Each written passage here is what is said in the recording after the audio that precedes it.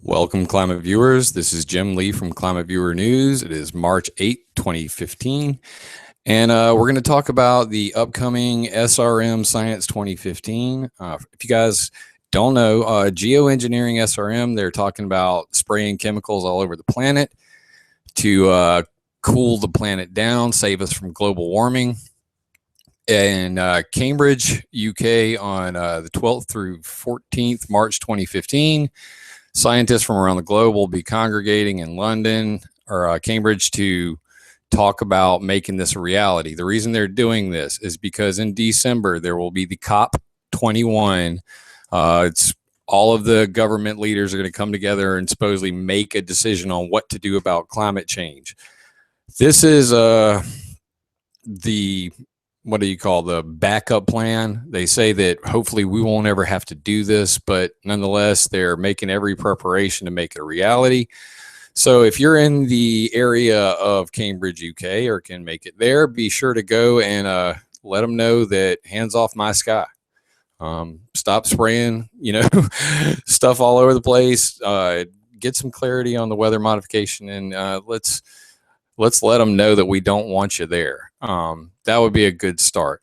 So now I'm featuring this in a recent article. We're calling it Rebranding Geoengineering, Climate Intervention and Gatekeeping. And this is available on ClimateViewer.com. If you go there now, it's up on the front page. Later on, just search for it, Rebranding Geoengineering. And basically what's going on is so far their attempts to, in public conversation convince people that this is an okay idea, they've kind of failed. So it started out as geoengineering, it became climate engineering, and now the CIA wants to rename it climate intervention. This is a unbelievable slave speak in public relations, so we're going to break it down for you in a lengthy article here. If you're very interested in the topic, you will read it. I'm not going to read it to you, but what I want to do is point out some of the highlights of this article. The March for Climate Change, this happened yesterday. I haven't even looked into whether or not anything went down with it, but supposedly a bunch of people are going to go and say that, we want to end big oil and save us from global warming and all this stuff. Well, I try to make the point in the article, marches are great, and, it's great to talk about action on climate change, but the inaction on climate change is going to lead to this SRM. It's the only other fallback plan they have. So they're counting on nothing being done because, all the money that's involved in the fossil fuels and all that stuff, nothing's going to change. And that's what the scientists are expecting. So their backup plan is to spray the world in chemicals. Wonderful. And in the article, I kind of, make a couple points about, why they're changing this terminology. And, it all comes from this CIA, National Academy of Sciences and National Research Council. And you can see here, climate intervention. And this is their latest terminology. Climate intervention, reflecting sunlight to cool Earth. It is kind of a gray area for a lot of people, because they look at it and they go, well, what could be worse? If we don't do anything, climate change is going to kill us. And that goes down to the whole fear motivation of everything that's going on with climate change. There's so much fear involved that there's not very rational discussions about the implications of what are going to happen. And, even the people who, purport to be activists of geoengineering, their definition of geoengineering is widely varied. And as well with even the scientists, as you can see here, even the scientists, they don't really fully agree on what to call it. So I did a poll, and I mean, this isn't like a formal poll, but here's what you get when you go to Google Scholar. Geoengineering, 25,000 results. Weather modification, 20,000 results. Weather control, 4,000 results. Climate modification and engineering, 5 and 2,000. And then you get into these smaller other terms, climate intervention, ecological alteration, albedo modification, which is a specific type of climate modification, albedo enhancement, solar radiation management, stratospheric aerosol injection, stratospheric aerosol geoengineering. Oh, yeah, and then there's chemtrails. There was even 1,400 results on Google Scholar for chemtrails. But all of these are talking about putting blankets of chemicals in the sky to reflect sunlight away from the planet, except for weather modification. Isn't that interesting? So what I'm trying to make the point here is they're just trying to rebrand this stuff and make it more palatable to the public, because everybody loves a good intervention. It's great to see somebody save the crackhead, in the family. So, and there's plenty of information on this. Here's a good one: geoengineering, news media, and metaphors framing the controversial. And it's special emphasis on the looming catastrophe. And the point I like to make is fear, uncertainty, and doubt is the primary motivating factor in sales, politics, and just about everything.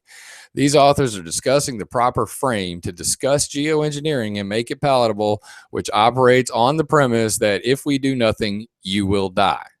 This appeal to fear will likely work, as politicians are mindless automatons who operate from the notion these scientists must be right and I don't want to die.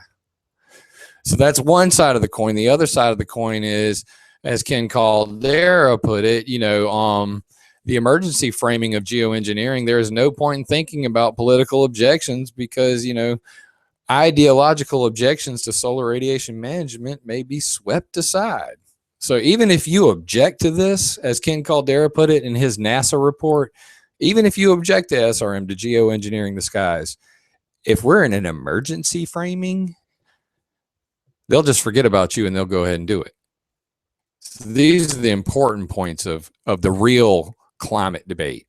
And then you have things like climate censorship, where here at the 20th Conference on Planned and Inadvertent Weather Modification, Dutch Sense put up a video where Dr. Kim Klockow and Dr. Susan Jaskow, they almost rhyme, we're given a discussion about controlling climate data and controlling the discussion by social meteorologists. And that's just ridiculous. You got two PR people talking about how we need to better control the climate weather discussion. And you got, this whole rebranding of what it is. So literally, they're now in the process of crafting a nice public relations coup where they throw out all the old terms, insert new terms, and you'll just forget about, all the things that were said about geoengineering 10 years from now because it won't be called that. But that's beside the point. We're not going to talk about history revision. We're talking about how they're trying to sell this stuff to you. And these guys literally go on to say some pretty crazy stuff. Dr. Jasper says one weakness about social media is both its strength is it's common universal access, so anyone can produce content. Do you mean like me?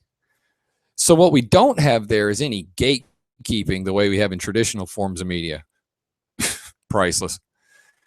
Just priceless. I mean, we know that there's gatekeeping in the lamestream media. Nobody trusts that stuff anymore anyway, because we know it's all controlled and fake and not fully divulging anything. So tell me something I don't know. The internet is our savior. Deal with it. Then Dr. Klockow reiterates Jasper's statement by saying, now we have this mechanism, she's talking about the internet, by which anyone can join our climate scientists sphere, and it's making for a very difficult landscape to manage. I bet it is, because we're on to you people. We know about all of the global weather manipulations that are going on, and these two ladies are saying we need to better control our messaging. It gets better. At the end of the video, they have the director of the National Weather Service and the Storm Prediction Centers, Dr. Russell Snyder and Dr. Louis Usolini, I believe that's how you say it. And they both just claim complete ignorance of any weather modification. Oh, they don't tell me. We don't know. We don't know. He says, what about government? Do you know about the Department of Homeland Security's HAMP program? And the guy says, no, we don't know anything about that. Come on, man. You're the director of the National Weather Service, and you don't know anything about this. And the director of the Storm Prediction Center doesn't know anything about this. Well, we have all the details on ClimateViewer. I put the 3 links here. And you can see right here, the Department of Homeland Security gave a discussion at the 17th conference on planned and inadvertent weather modification in 2008. I mean, so they went to the American Meteorological Society's Weather Modification Association conference they have every year, and they told them all about it. They said, here's what we're going to do. We're going to do a little this, a little that. You can read all about it on climateviewer.com. But, you know, for these 2 guys who are the heads of their departments to not know the first thing about it is just, it's got to be a blatant lie. It just has to be. So anyway, you can see here, there's Dr. Joe Golden, big time weather modification advocate, long history with weather modification on that guy. This is a Harold Saves video of the hurricane modification program. So you can see that, you know, that it's legit and all that. Well, anyway, this is what the director of the National Weather Service said. Cloud seeding now is done more by the private sector, and they don't tell us when they're doing it because it's considered proprietary. Are you kidding me? Is that a joke? Are you pulling my finger, my leg, something? And then he says, so we do not factor in that type of activity into either our analysis or forecasting. We're just not being made aware of what's happening. So when they're predicting the weather, they don't even account for weather modification activities. So let me get this straight. You got one group of people who say, I'm going to modify the weather. I'm going to change it. You got another group says, this is what the weather's going to be like in 3 to 4 days. And they don't factor that in. And people exchange money on this kind of stuff, you know, like water districts and power companies all across America. So they pay for weather modification to change it, to make rain where there was not going to be any. But the National Weather Service and the Storm Prediction Center dude are claiming ignorance. Here's the Storm Prediction Center dude. I think cloud seeding is, I'm not sure. I'm not that familiar, but I don't know of any government programs dealing in that. All right. To the 2 directors of these 2 3-letter agencies, now you know. You can read it on climateviewer.com. But pull your head out of your ass, please. So they don't factor in weather modification because either it doesn't work at all, and the guys who say they're modifying the weather are just stealing people's money and not doing crap. Well, it seems about right. But here's another wrench in dude's lie. He says he doesn't know anything about cloud seeding, that it's proprietary. They don't tell him. Public Law 92-205 requires that you notify NOAA using this form. Okay? So you might want, because pretty sure that NOAA and the National Weather Service are pretty tight. So you don't know anything about this. You don't know anything about this. Well, I do, because I happen to have all of the different, cloud seeding projects that have happened right here. Let's go to 2008 when you did your DHS little proposal there. And you can see right here, check this stuff out, man. You can't make this up. All right, there you go. California, Upper Payette River Basin. Let's see. Operator SMUD. Operator, these are the people that are paying for it. Sponsor, State of Nevada. Pays Desert Research Institute to modify 10,000 square miles up here at the North American Weather Consultants. Yeah, 10,000 square miles. 3,000 square miles right here in Ruby Mountain, Nevada, Desert Research Institute. Carson, Truckee, and Tuscarora, Nevada, all Desert Research Institute, paid for by the state of Nevada. Over several thousand square miles. But they don't factor any of this in. Are you kidding me? Is this a joke? Are you pulling my leg? We have all of the reports here. You liars. And these are just 2004 through 2012. All of these are in the article. Please read it. Catch up to where we are with the information so that we can all resonate this material. Because when you look at the big picture, these dudes are lying through their teeth. There's the government involved. Department of Homeland Security talking to geoengineers about steering and killing hurricanes. When you read the article and see what they're actually talking about doing, because you can see the actual report that they gave, and you can watch a video about it, which was their report. It's undeniable. So government's involved, and they know about the weather modification stuff because it's freaking law for them to tell them. So either people are breaking the law or not. Either way, they're lying through their teeth. Furthermore, World Meteorological Organization, they have registers as well. Now, they're not near as, accurate. Let's just put it that way. They're just kind of generalized. But you can see here, member countries reporting and or not reporting 2005 to 2006 projects. And, you click on any of these, you get documents. Let's see what we get here. I'll just fire one away. Hope it doesn't have a virus. All right, Bosnia, hail suppression, operational year 1975. Oh, that's the starting year. Okay. So since 1975, they've been doing hail suppression where? Address. There you go. I can't pronounce that. You can read it. But anyway, the point is, these are just very generalized. They don't even really account for, the level of detail that you see in this one, which tells who paid for it, why they did it. It says purpose, snowpack augmentation, get rid of fog dispersal, snow runoff. Everybody on the West Coast, all your water is fake or at least artificially generated, because if it weren't for all this snowpack augmentation they've been doing since 1949, there wouldn't be any water over there.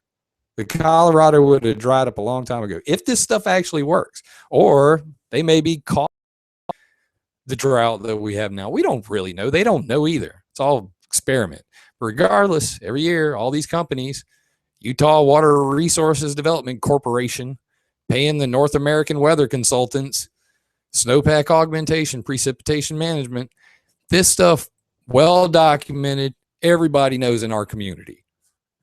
I'm tired of preaching to the choir. Somebody else has to share this material. I don't do so well sharing my own stuff. I don't know if you know. So you guys need to look at this material. It's all right there.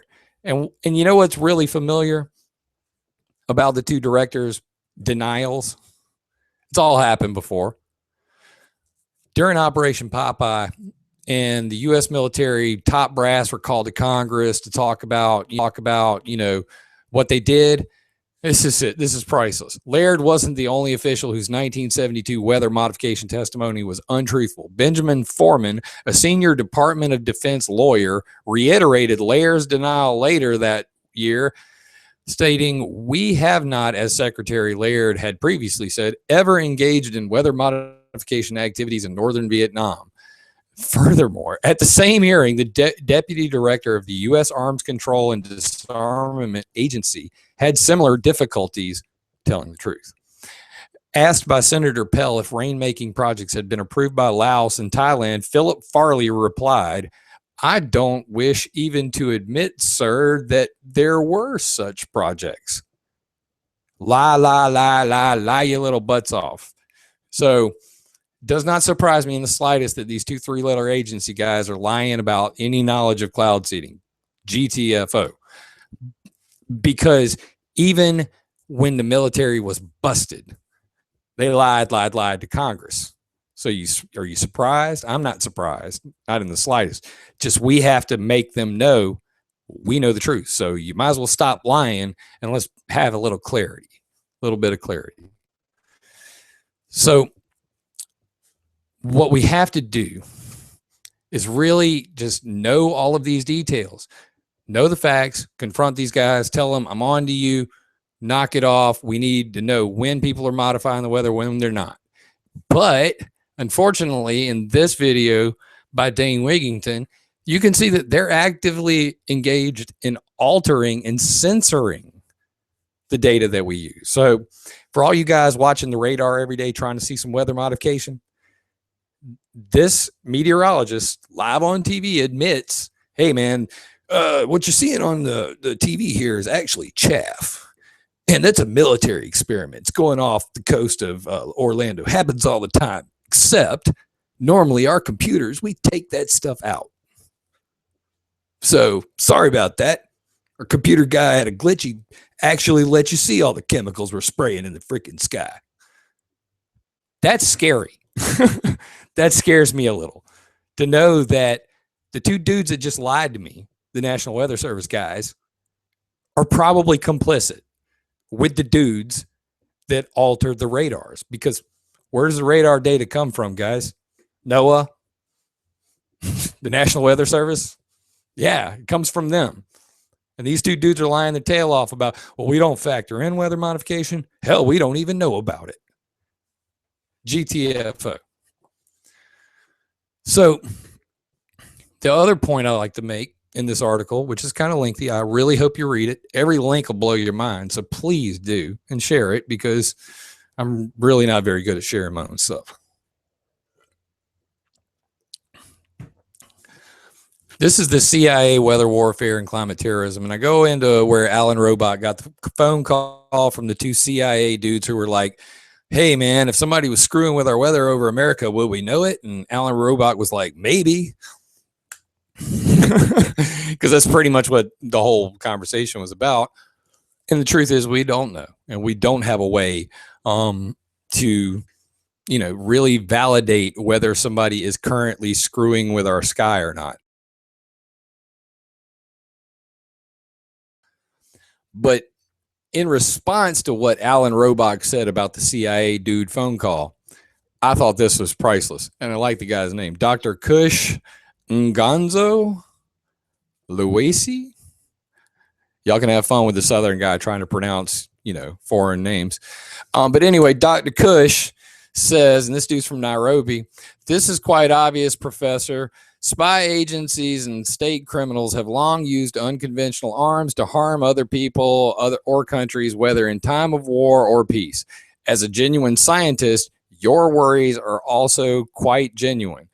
I am quite sure that some of your fellow researchers are receiving such funds to develop climate intervention technologies that will be used for purposes other than fixing the global warming issue. Okay? And that's where we're at with this thing. They say that this geoengineering stuff's a backup plan, this climate intervention, climate engineering, whatever the hell they want to call it. They say it's a backup plan, but there's just too much money, too much momentum in it. They instead of listening to the public, they're reframing the debate. They're getting public relations dudes involved to come up with different words that may better fit, your average redneck that'll say, yeah, man, I'm cool with that. I mean, I don't want to die. I like a good intervention. So that's my concern, is that they don't seem to be listening to the people who have voiced all the reasons why this stuff is dangerous and is going to kill people, and obviously empower the global mechanisms to control weather worldwide, because it will screw with rainfall.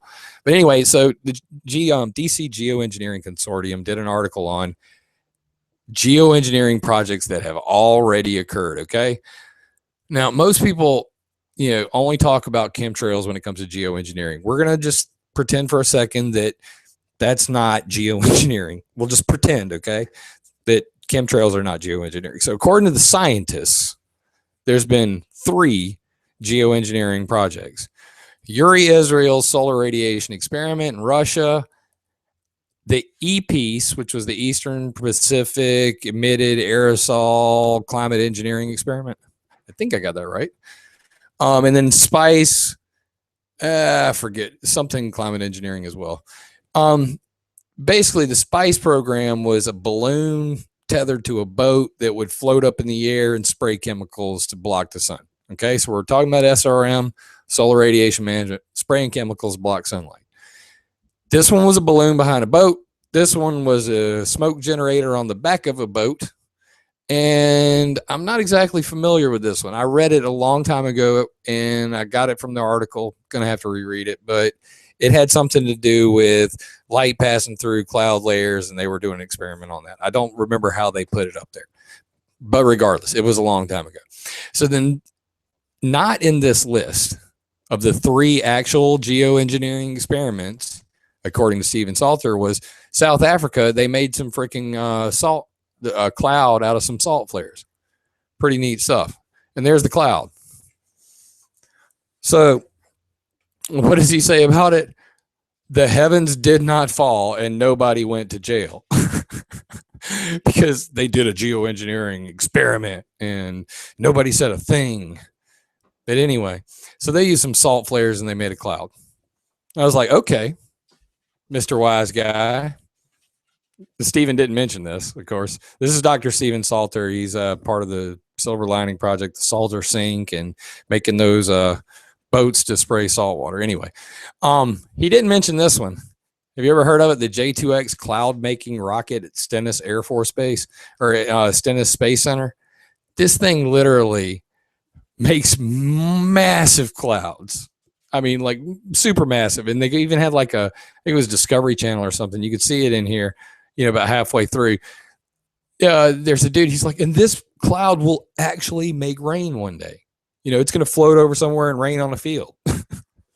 So by your definition, Stephen, that's a geoengineering cloud making rocket.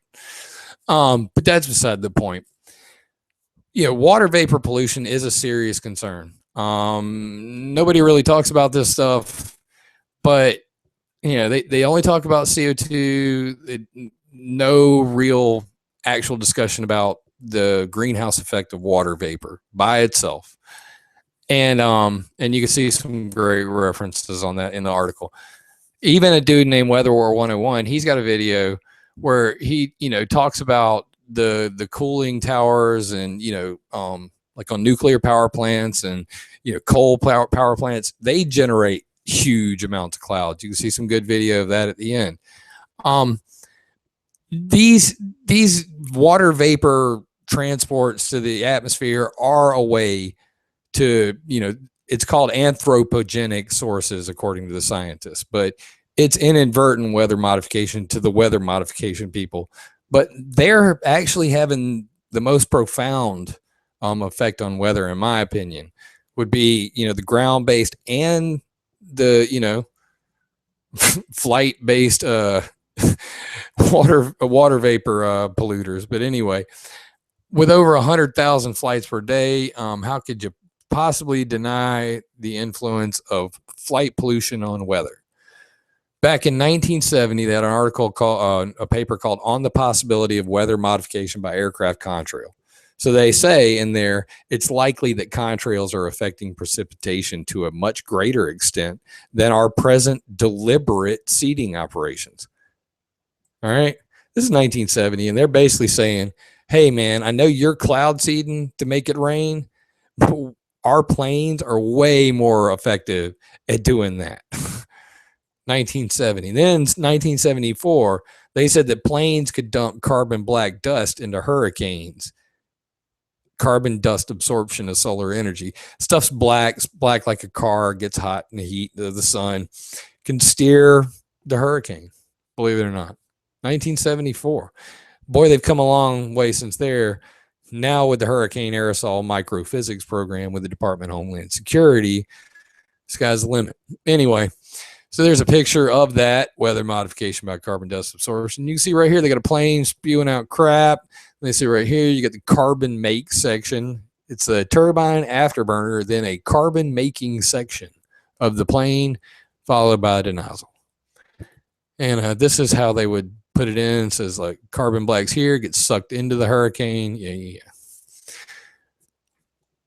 Lots more articles on information on this. And basically, contrails formed by aircraft can evolve into cirrus clouds indistinguishable from those formed naturally. These spreading contrails may be causing more climate warming today than all of the carbon dioxide emitted by aircraft since the start of aviation, because chemtrails trap heat. They're actually heating the planet. So that's the interesting facts there. Yet there are people still talking about geoengineering with the chemtrails. These are guys right here. This is from the FICA Cool project in Finland. And they say commercial aircraft could be used to deliver sulfate into the stratosphere by increasing fuel sulfur content. And here, the sulfur should be about 50 times what it currently is to cool the planet off. And here's our chart of what it might cool off. So basically, they're talking about putting a whole bunch of sulfur in the gas tanks of all the planes to cool the planet off. There you go. The Cool project. And they're not the only ones saying it. These dudes said use commuter aircraft fuels doped with aerosol generators, a reference right here. That's William Cotton from the American Meteorological Society's Weather Modification Conference.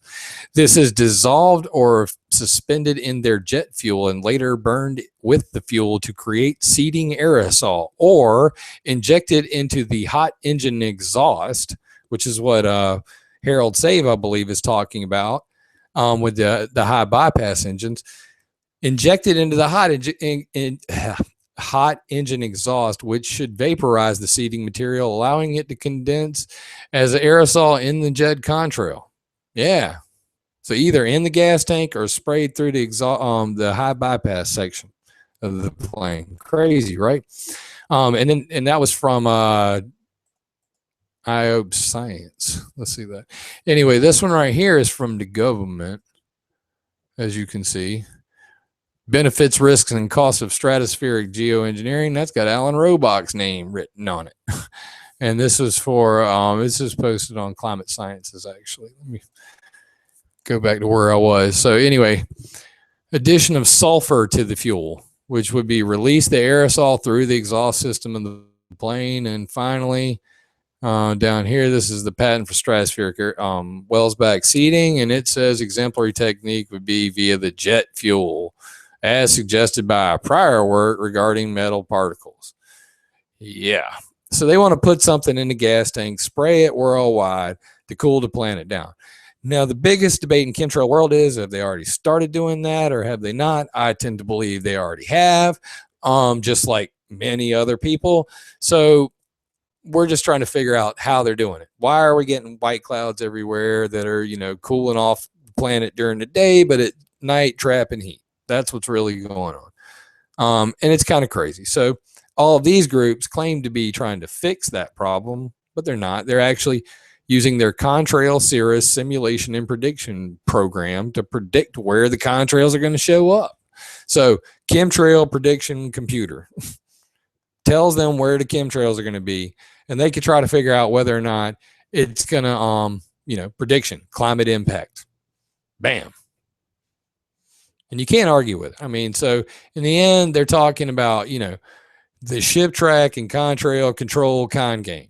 We're going to say it's not geoengineering, but not get rid of them, but, try to come up with new ways. I mean, maybe if let's put some fucking sulfur in the gas tank and we could cool the whole planet off tomorrow because there's like 100,000 flights already. We won't even have to pay for them.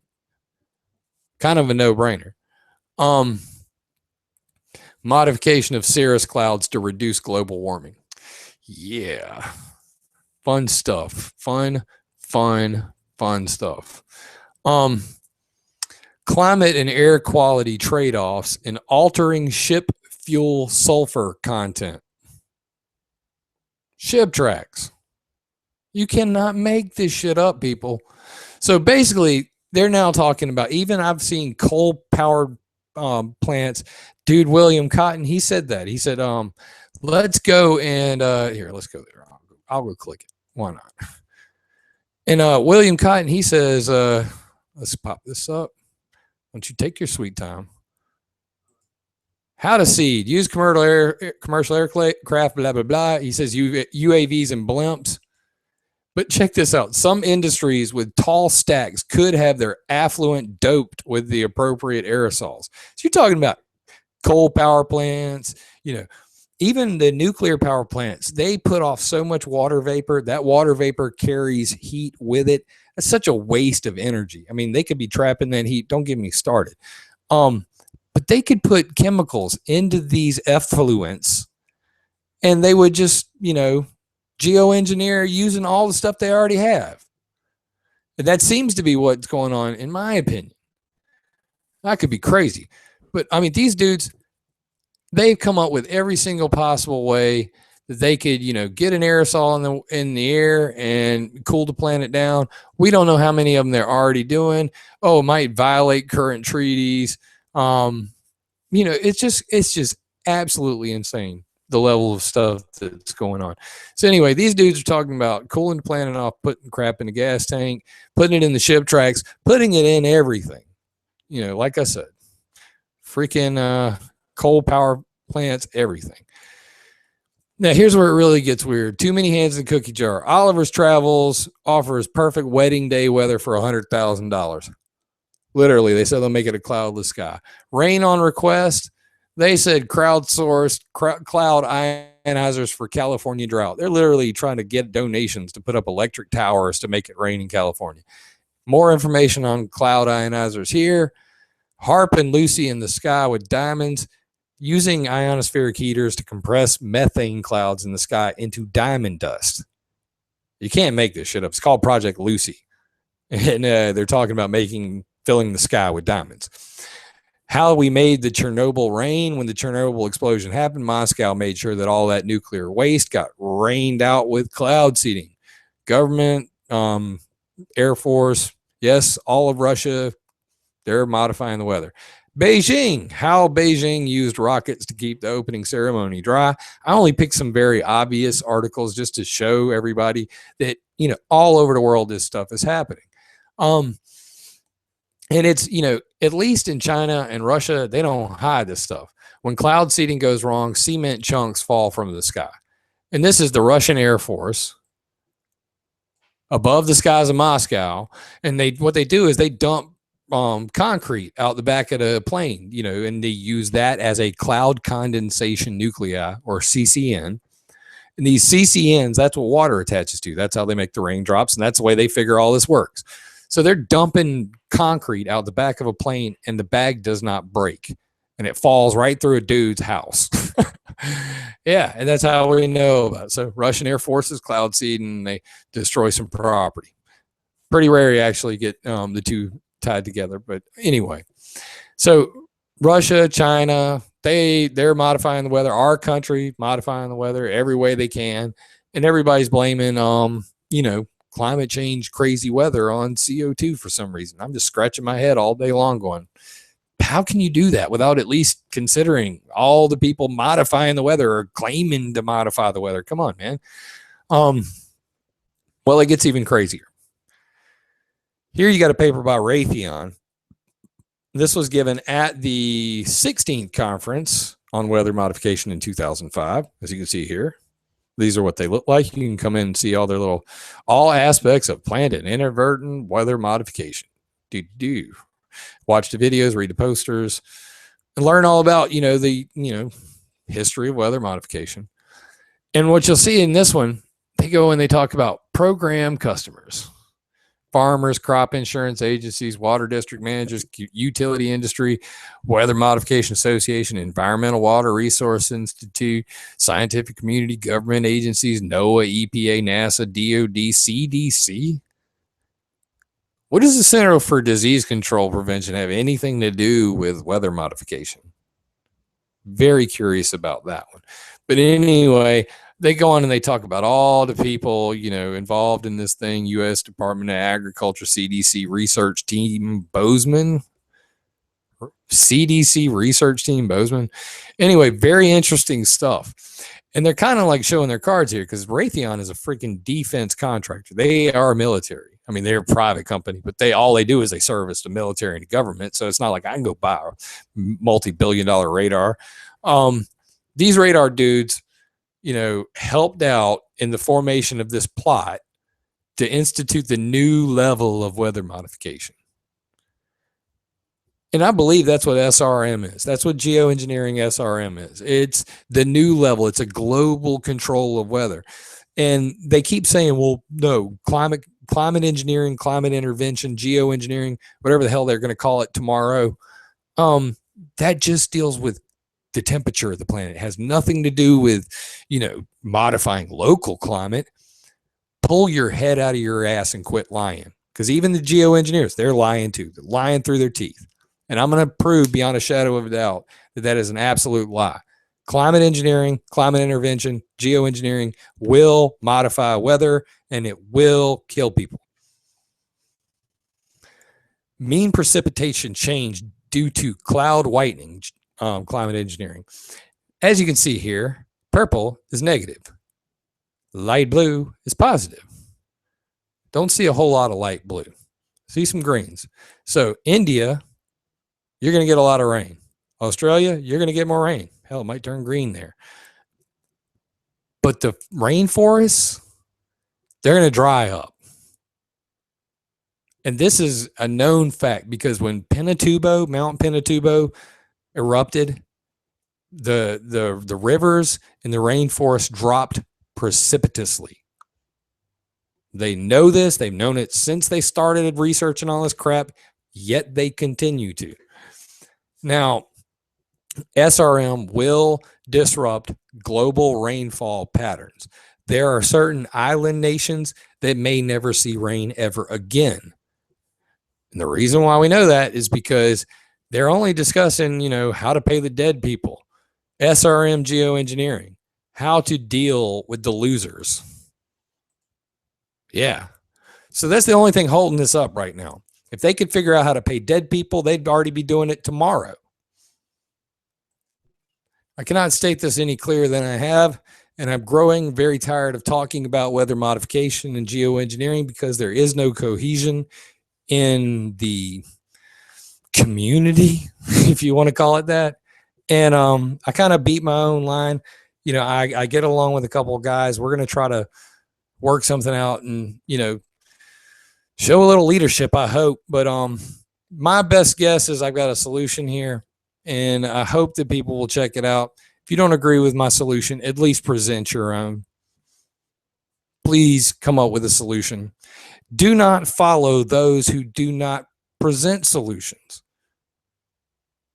on a daily basis. If you're gonna follow somebody and idealize them, hold them accountable, ask them what to do about it. If they don't have an answer, then it's on you to come up with that answer. So that's my challenge to you. Check out the solution. It's called the Clarity Clause. It's about transparency in weather modification, atmospheric modification, climate engineering, climate intervention, whatever the hell they want to call it.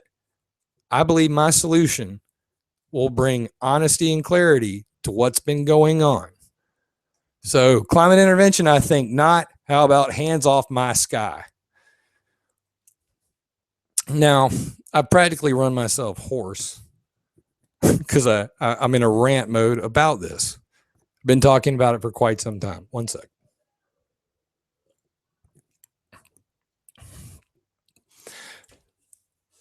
The truth about geoengineering is this. It has all happened before. When we had the Dust Bowl, it was bad, and the winds were blowing, and the weather was crazy. And to fix it, we planted 220 million trees, which stretched for 18,600 miles. Okay? Here's the map. So when this happened before, we planted trees. We also did a little bit of martial law and a whole bunch of weather modification, but that's beside the point. We planted a lot of trees. And that is impressive, people. This is how we dealt with climate change in the 30s and 40s. Plant some motherfucking trees. So please do not listen to these geoengineering rebranded weather modification kooks, the people who have been modifying the weather since 1946 when they invented cloud seeding, they still can't prove that they know what they're doing today. They fail every time they try because they don't know what they're doing. They're just gambling with the weather. Don't allow scientists to gamble on a worldwide basis with global weather. They don't know what they're doing in a county. They damn sure don't know what they're doing worldwide. So my suggestion is to follow history and plant a tree. So I haven't exactly been looking at the chat because pretty focused on this issue at hand. I would like you guys to check us out in the future over at ClimateViewer TV. If you go to climateviewer.com, click on TV here up the top, you will come here and you will see that you can watch this video I'm making right now live. And we do have a chat. And if you click that little pop-up, you will see, you can do this by opening a new window or click right here and it'll pop it up in the window there. So this is the chat I'm going to be using each week from now on. Please use it because it's hard enough to flip through all of these articles and keep my story straight and remember what I'm going to say next. And I want you guys to come to the site. We need you to come to the site. This isn't about being greedy. This is about bringing people here so that they learn the truth about everything that's going on. Just these 2 videos are enough to get you started. You really need to read the material. I know that you're not. I look, just so you know. I put Google Analytics on there just so I can see, are people actually reading this stuff? Because the articles I write, they're very long. I'm a real dork about it. Every single reference, I take pride in it. But people aren't reading it. And if people aren't reading it, then I am failing.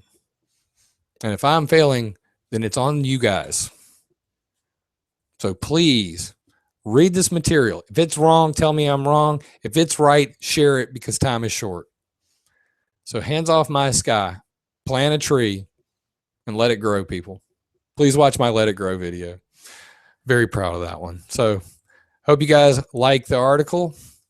And I hope that you guys really, really resonate this material. This has taken 3 years to come to this level of understanding of what's going on. It's going to take you guys getting involved and pushing me, sending me material, keeping me straight, and then resonating it yourself. So please, and also last thing, please sign up for the website. We have new members signing up daily. As you can see, New York Skywatch signed up here. Esteban, Child of the Sun. He's the first dude. I don't know him, never met him. He signed up for the website and wrote an article. Here is his article.